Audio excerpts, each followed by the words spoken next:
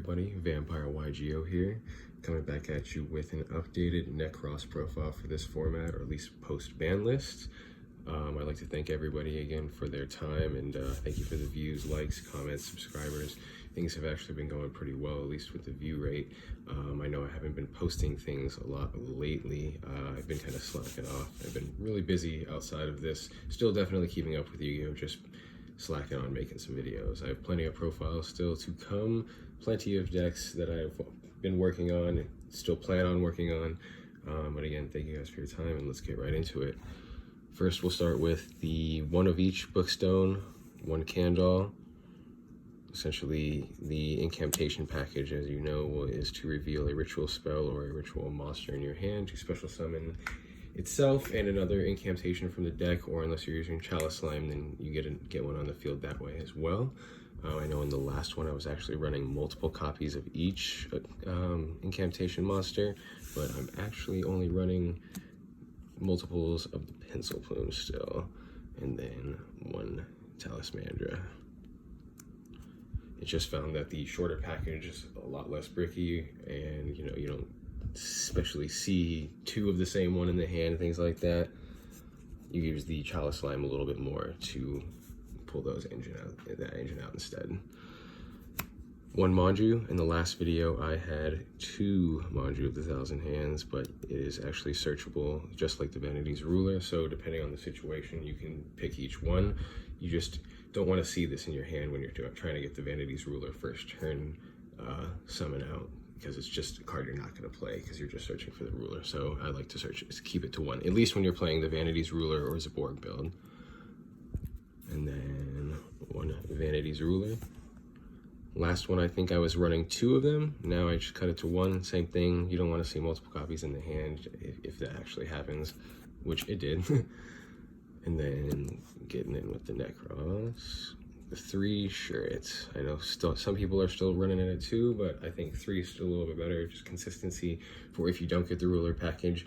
Obviously, the fact that you can use him for the full cost of the ritual summon is awesome. And then you always want to add another Brianna to hand to, next turn, keep everything going just in case something goes wrong. But shirt at 3, I like it so far. It's been working pretty well, especially with the Vanity's first turn build. Then, oops, just dropped that card. We have 2 Classless, just like last time. Classless is awesome. Discard from the hand to add a ritual spell from the deck to the hands.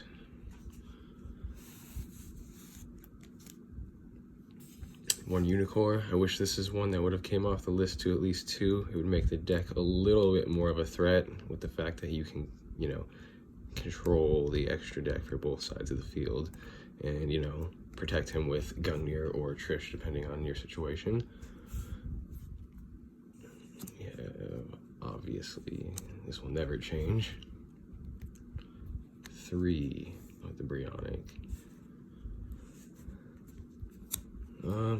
Obviously you all know what Brionic does, and if you don't, discard from the hand to add another Nekroz ritual monster from your deck to your hand. And then the on-field effect against extra deck monsters is amazing. Still running 2 Valk just last time as well. I tried 3 for a little bit. I like it still at 2. It's, again, searchable. You kind of see it whenever you need to. Not as often, especially like I said, when you're going first. And also, like last time, I know a lot of people have cut this to 1. I just like 2, just in case, because a lot of times you don't get the first effect off depending on whether they have one in hand, on the field, or in the grave. Sometimes you'll still need to summon it regardless if you can get the effect off, so you can't be picky. And then obviously, to be able to have an extra one also to use the effect in hand is awesome too.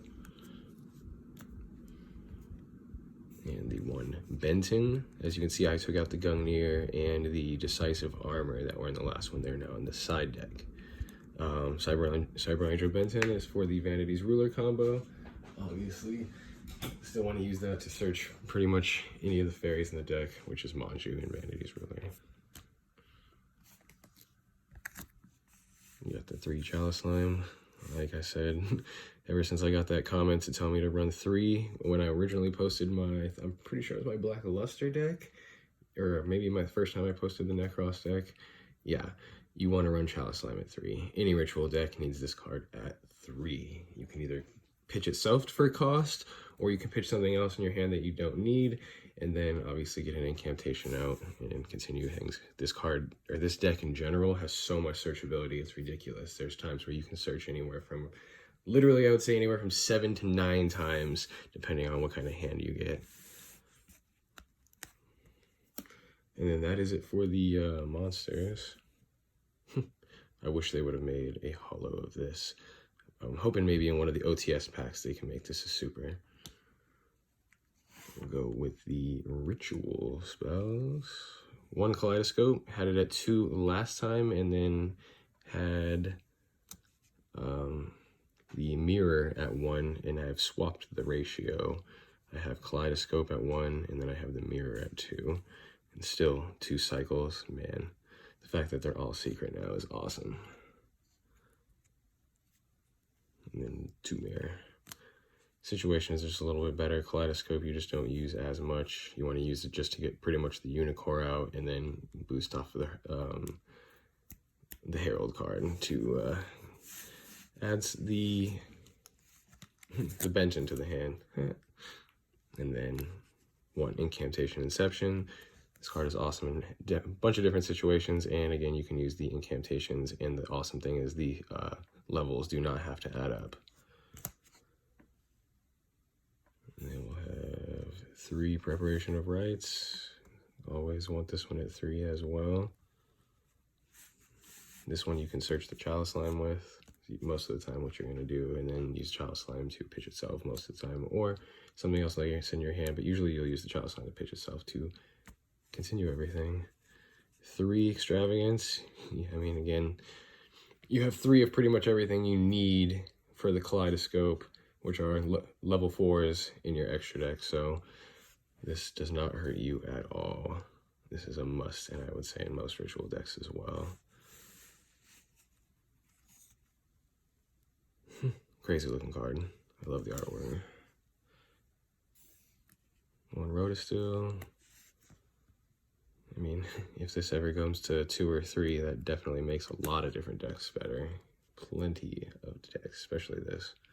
And then, last but not least, the 3 Called by the Graves. Especially with a going first build, you want to see this. Even though you can still, like I said, continue a lot of searchability, you want to make your board as best as you can to protect the Vanity's Ruler, or to make it at least more intimidating. This definitely helps out. It's mostly the ash that is the issue. And then off to the extra deck. I'm pretty sure, I think I was running 3 of this in my first video. But yeah, 2's better. You don't really need the 3rd one. I think I had 2 maybe Intis, and then 1 more of these, and swap that ratio out. It's a crazy card. You rarely go into it. You can't get into it when you have the incantations on board anyway, but sometimes I've actually used it to get over problems such as the Black Luster and Void of Chaos card recently. That's one of the ones. 3 Intis, like I said, instead of 2, I think, last time. She's awesome. Once she's hit to the grave from the Herald, or not the Herald, the Kaleidoscope, if you go that route, you can pop a card on the field. Or with the Herald, this is the one you're mostly going to want to go with. That's more, Intis is more mid-game, I guess, if you get far into it, but the Herald's what you want to get for to get the bent in. And then obviously, get the ruler out. And then we pretty much just have Kaleidoscope targets. 1 Vulcan the Divine, just like last time. I'm pretty sure they're all the same. 1 Arcanite Magician. We got Omega, Trish for level 9, Titan for 10, the Star Eater for 11. Man, I love the ulti. And then we have the 12, the Blue Eyes Ultimate Dragon. And then I do have the side deck put together for once from some of my videos. Typically I would be running 3 Dankos, but I cannot find my secret rare one. I know it's mixed in one of my decks somewhere, so I just have the ruler in place. But yeah, I would typically run one more of the Danko. Another awesome card if you're playing control variant or going second versus control. And then of course, I've tried maining this in this deck as well. It's definitely fun, but there's still plenty of decks that this card and you know, doesn't do much against, and there's a lot of people also expecting Nibiru these days, but it's a good side. And then we have the Gungnir and the Decisive Armor. The Gungnir is still situational. Sometimes there's times where you need as many cards as you can that pop cards on the field.